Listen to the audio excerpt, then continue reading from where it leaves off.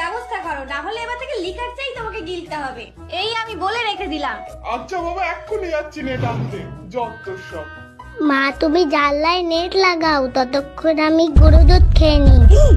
ও আমি তুই গরু দুধ চোর। ভাই তুই প্লিজ মাকে বলিস না, আমি তোকেও দেব। সত্যি তো? তুই দিবি তো?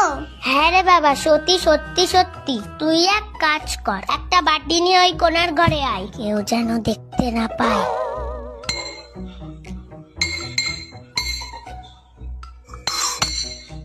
দেখ তোকেও কিন্তু সমান সমান দিচ্ছি। এই 1, এই 2 আর এই 3।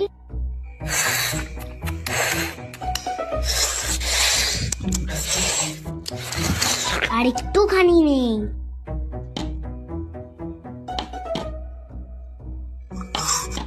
এনে দেখে নে, না হলে তো বলবি আমাকে কম দিয়ে